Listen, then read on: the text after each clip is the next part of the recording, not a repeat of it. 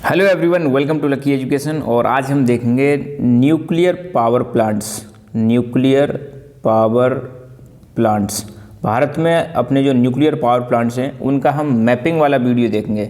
Map के माध्यम से देखेंगे एग्जैक्टली वो न्यूक्लियर पावर प्लांट कहाँ कहाँ पर है। ठीक है, तो सबसे पहले हम देखेंगे एक यूपी में है न्यूक्लियर पावर प्लांट, इस जगह पर है और इस जगह का नाम है नरोरा।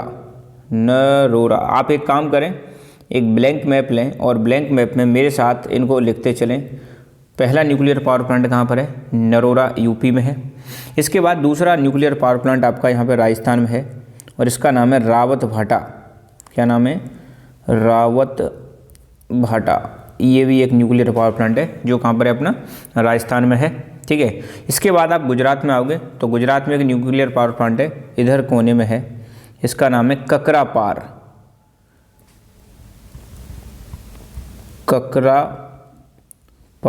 कहाँ पर है?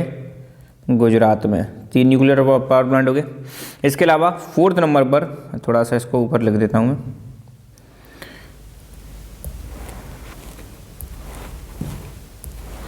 ये वाला जो है ये है ककरापार।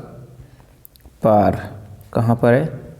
गुजरात में। ठीक है, इसके अलावा नीचे यहाँ पर महाराष्ट्र में एक न्यूक्लियर पावर प्लांट है, इसका नाम है तारापुर। कहाँ पर है? तारापुर, महाराष्ट्र। ये पहला न्यूक्लियर पावर प्लांट है, ये भी आपको याद रखना है। तारापुर इंडिया का फर्स्ट न्यूक्लियर पावर प्लांट है। इसके अलावा कर्नाटक में एक न्यूक्लियर पावर प्लांट है इस जगह पर, इसका नाम है कैगा। कहाँ पर है कैगा? कर्नाटका। और एक न्यूक्लियर पावर प्लांट हो रहा है आपका यहाँ पर चेन्नई के पास में है, यहाँ पर, इसका नाम है आपका कलपक्कम। कहाँ पर है ये? तमिलनाडु। कलपक्कम आपका कहाँ पर है? तमिलनाडु। तो ये हो गए बॉस आपके सारे के सारे न्यूक्लियर पावर प्लांट। जल्दी से देख लो। पहला न्यूक्लियर पावर प्लांट आपका कहाँ पर है? नरोरा यूपी में है। दूसरा राजस्थान में जो है उसका नाम है रावत भाटा। कहाँ पर है ये? राजस्थान में। तीसरा न्यूक्लियर पावर प्लांट आपका यहाँ पे गुजरात में है जिसका नाम है Kakrapar. 4th nuclear power plant आपका, ये 3rd हो गया, ये 4th आपका महाराष्ट्र में है जिसका नाम है तारापुर। 5th आपका न्यूक्लियर पावर प्लांट आपका कैगा कर्नाटका में है और 6th न्यूक्लियर पावर प्लांट आपका कलपक्कम तमिलनाडु में। ये वो न्यूक्लियर पावर प्लांट है जो क्लास 10th की बुक में आपके दे रखे हैं। तो इनको एक बार भर ले, मेरे साथ जैसे मैंने भरा है वैसे आप भर लो और एक अलग से पेज को इसको अपने पास रख लो और 1-2 बार इसको देखो, इसके बाद आपको ये याद हो जाएंगे। तो याद रखना, न्यूक्लियर पावर प्लांट्स क्या होते हैं? न्यूक्लियर पावर प्लांट्स भाई जहाँ पर न्यूक्लियर मटेरियल्स का इस्तेमाल किया जाता है। किसका इस्तेमाल किया जाता है? न्यूक्लियर मटेरियल्स का इस्तेमाल किया जाता है।